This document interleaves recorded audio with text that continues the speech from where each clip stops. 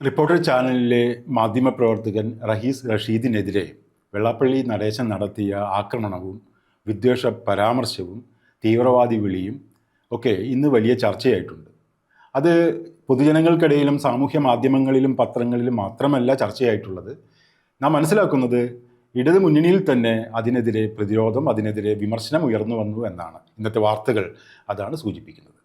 അപ്പോൾ ആ വിമർശനങ്ങളെക്കുറിച്ച് പറയാനല്ല നാം ഈ വീഡിയോ ചെയ്യുന്നത്, മറിച്ച് ഇടതുപക്ഷത്തിൽ നിന്ന് നിൽക്കുന്ന, ഇടതുപക്ഷത്തിൻ്റെ ഭാഗമായി നിൽക്കുകയും ഇടതുപക്ഷത്തിനോട് യോജിക്കുകയും ചെയ്യുന്ന ചില ആളുകളുടെ ചില പ്രൊഫൈലുകൾ എങ്ങനെയാണ് റഹീസ് റഷീദിനെതിരെയുള്ള വെള്ളാപ്പള്ളി നടേശൻ്റെ വിദ്വേഷ പരാമർശത്തെ പരോക്ഷമായി ന്യായീകരിക്കുന്നത്, അതിലെന്ത് ന്യായങ്ങളൊക്കെയാണ് കണ്ടെത്തിയിരിക്കുന്നത്, അതിലെന്ത് തരം ഇസ്ലാമോഫോബിയാണ് പ്രവർത്തിക്കുന്നതെന്നാണ് ഈ വീഡിയോയിൽ പറയാൻ ശ്രമിക്കുന്നത്. വെള്ളാപ്പള്ളി നടേശൻ പറഞ്ഞത് പ്രധാനപ്പെട്ട ഒരു കാര്യം, ഈരാറ്റുപേട്ടയിൽ നിന്ന് വരുന്ന ഒരു മുസ്ലിം തീവ്രവാദിയാണ് ഈ പറയുന്ന റഹീസ് റഷീദ് എന്ന് പറയുന്ന മാധ്യമപ്രവർത്തകൻ എന്നാണ്. നമുക്കറിയാം, ഈ ഈരാറ്റുപേട്ടയെ ഒരു ഇസ്ലാമോഫോബിക് പ്രദേശമായി ചിത്രീകരിക്കുന്നതിൽ നമ്മളുടെ മാധ്യമങ്ങൾക്കും വലിയ പങ്കുണ്ട്. ഒരുപക്ഷെ റഹീസ് റഷീദൊക്കെ ഉൾപ്പെടുന്ന റിപ്പോർട്ടർ ചാനലിനും അതിനൊരു പങ്കുണ്ടായിരിക്കാം. അത് അവർക്ക് മാത്രമല്ല, കേരളത്തിൽ നിരവധി ചാനലുകൾക്കും നിരവധി പത്രങ്ങൾക്കും മാധ്യമങ്ങൾക്കൊക്കെ അതിൽ പങ്കുണ്ട്. അതൊക്കെ മാറ്റിവെച്ചുകൊണ്ട് റഹീസ് റഷീദിനെതിരെ നടക്കുന്ന വിദ്വേഷ പരാമർശത്തെ ഒരു MSF-കാരനായതുകൊണ്ട് അദ്ദേഹം ഒരു തീവ്രവാദിയാണെന്നും അദ്ദേഹം ഒരു മുസ്ലിങ്ങൾക്ക് വേണ്ടി പ്രവർത്തിക്കുന്ന ആളാണെന്നും, മുസ്ലിങ്ങൾക്ക് വേണ്ടി പ്രവർത്തിക്കുക എന്ന് പറയുന്ന ഒരു മോശം കാര്യമൊന്നുമല്ല, അത് നല്ല കാര്യമാണ്, അത് ചെയ്യേണ്ട ഒരു കാര്യമാണ്. പക്ഷേ അതിന് വിദ്വേഷ പരാമർശത്തിൻ്റെ ഭാഗമാക്കി, വിദ്വേഷ ആക്ഷേപത്തിൻ്റെ ഭാഗമാക്കി മാറ്റി എന്നുള്ളതാണ് വെള്ളാപ്പള്ളി നടേശൻ ചെയ്തൊരു കാര്യം. അപ്പോൾ അതിനെ എങ്ങനെയാണ് റഹീസ് റഷീദിനെതിരെയുള്ള ഈ വിദ്വേഷത്തെ ഇടത് പ്രൊഫൈലുകളും ഇടത് പക്ഷ പ്രൊഫൈലുകളും കൈകാര്യം ചെയ്തത് എന്നാണ് ഈ വീഡിയോ നാം പ്രധാനമായും പറയുന്നത്. അതിൽ ഏറ്റവും ആദ്യം എടുക്കുന്നത് കേരളത്തിലെ വളരെ പ്രധാനപ്പെട്ട എഴുത്തുകാരനായിട്ടുള്ള അശോകൻ ചെരുവിലിനെയാണ്. അദ്ദേഹം കഴിഞ്ഞ ദിവസം അദ്ദേഹം ഒരു ഫേസ്ബുക്കിൽ ഒരു പോസ്റ്റ് ഇട്ടിരുന്നു. ആ പോസ്റ്റിൽ അദ്ദേഹം വെള്ളാപ്പള്ളിയെ വിമർശിക്കുന്നുണ്ട്.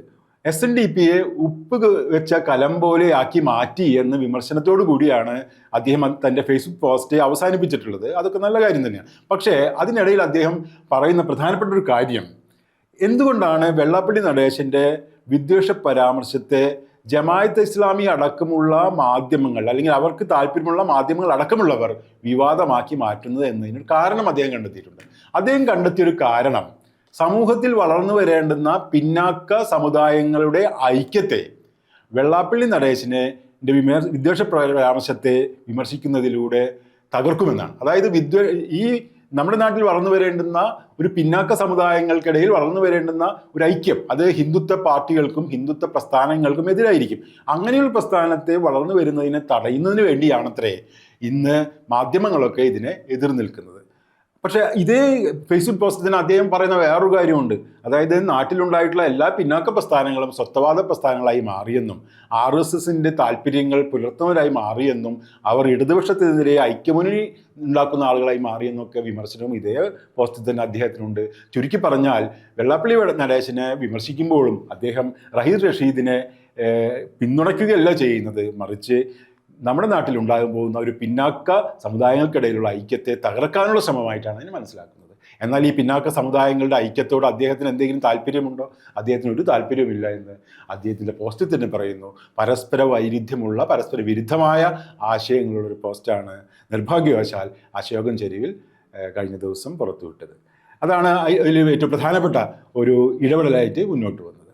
രണ്ടാമത്തെ ഒരു പോസ്റ്റ്, അദ്ദേഹത്തിന് ഈ റഹീസ് റഷീദിനെതിരെ തീവ്രവാദി ചാപ്പ ഉണ്ടാക്കിയപ്പോൾ അതിനെതിരെ വന്ന മറ്റൊരു പരാമർശം, കുറേ നാളുകളായിട്ട് ജമാഅത്തെ ഇസ്ലാമിക്കാരും നാട്ടിലെ ഇസ്ലാമോഫോബിയ വിദഗ്ധരായ ആളുകളൊക്കെ നേരെ ചേർന്നുകൊണ്ട് മുസ്ലിങ്ങളും അതുപോലെ സെക്കുലറായ ആളുകൾക്കെതിരെ സംഘി ചാപ്പ അവർക്ക് ചുമത്തുണ്ട്. റഹീസ് റഷീദിനെതിരെയുള്ള തീവ്രവാദി ചാപ്പ പോലെ തന്നെ സമാനമാണ് ഈ സംഘി ചാപ്പ എന്നാണ് ഒരു പോസ്റ്റിൽ പറയുന്നത്.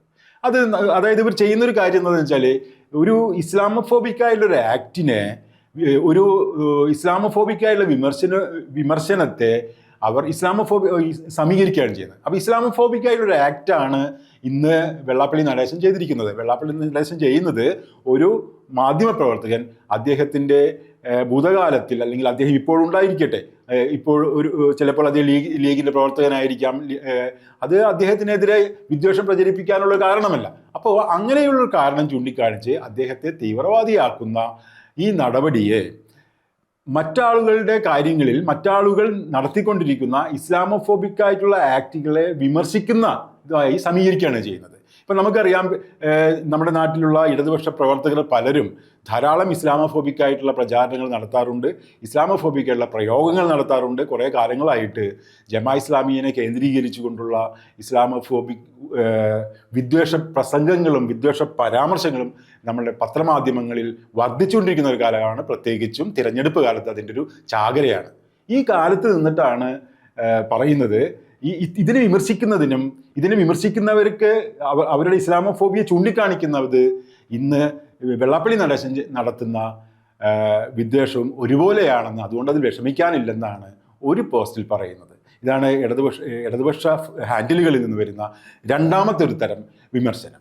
മൂന്നാമത്തെ ഒരു വിമർശനം രസകരമാണ്. അതായത് പത്രപ്രവർത്തക യൂണിയൻ, നമുക്കറിയാം പത്രപ്രവർത്തക യൂണിയൻ പൊതുവിലെ ഇത്തരം കാര്യങ്ങളിൽ ഇടപെടുന്ന ആളുകളൊന്നുമില്ല, എങ്കിലും റഹീർ റഷീദിന്റെ കാര്യത്തിൽ അവർ ഇടപെട്ടിട്ടുണ്ട്. കേരളത്തിൽ നടക്കുന്ന പത്രപ്രവർത്തകർക്കെതിരെ നടക്കുന്ന അല്ലെങ്കിൽ പത്രസ്ഥാപനങ്ങൾക്കെതിരെ നടക്കുന്ന ആക്രമണങ്ങളെ മുഴുവൻ വിമർശിക്കുന്ന പതിവൊന്നും പത്രപ്രവർത്തക യൂണിയൻ ഇല്ലെങ്കിലും റഹീസ് റഷീദിന്റെ കാര്യത്തിൽ അവർ ആ കാര്യം ചെയ്തിട്ടുണ്ട്.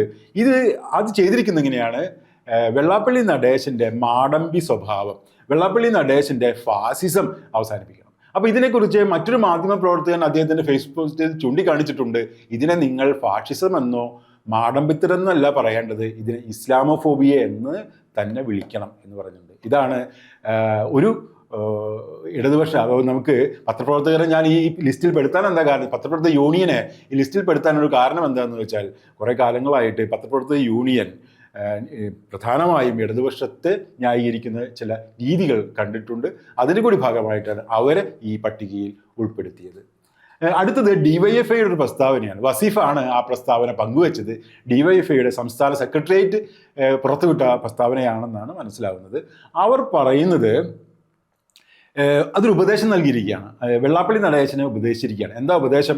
നമ്മുടെ നാട്ടിൽ ഫാസിസം വളർന്നുകൊണ്ടിരിക്കുകയാണ്, നമ്മുടെ നാട്ടിൽ വർഗീയത വളർന്നുകൊണ്ടിരിക്കുകയാണ്. ഈ ഒരു കാലത്ത് വെള്ളാപ്പള്ളി നടേശനെ പോലെയുള്ള ആളുകൾ ഇങ്ങനെ വിമർശിച്ചാൽ, ഈ രീതിയിലുള്ള വിദ്വേഷ പരാമർശങ്ങൾ നടത്തിയാൽ നമ്മുടെ നാട്ടിലെ ഫാസിസത്തിനെതിരെയുള്ള പോരാട്ടത്തിൽ ചില കുഴപ്പങ്ങളുണ്ടാവും. നമ്മൾ ഈ ഫാസിസത്തിനുള്ള പോരാട്ടം എന്താണെന്ന് അതിനുശേഷം അവർ പറയുന്നുണ്ട്. ഫാസിസത്തിനെതിരെയുള്ള പോരാട്ടം എന്ന് പറഞ്ഞാൽ ജമാഅത്ത് ഇസ്ലാമിക്കെയും സംഘപരിവാറിനെതിരെയുള്ള പോരാട്ടം. അതായത് ഈ വെള്ളാപ്പള്ളി നടേശനെ ന്യായീകരിക്കും ഉപദേശിക്കുന്ന ഇതേ പോസ്റ്റിൽ തന്നെ, ഇതേ പ്രസ്താവനയിൽ തന്നെ അവർ ചെയ്യുന്ന കാര്യം സംഘപരിവാറിനെയും ജമാഅത്ത് ഇസ്ലാമിയെയും തമ്മിൽ സമീകരിക്കലാണ്. സംഘപരിവാർ എന്ന് പറയുന്ന ഒരു ഫാസിസ്റ്റ് സംഘടനയാണ്. എന്താ ഫാസിസ്റ്റ് സംഘടനയുടെ പ്രത്യേകത?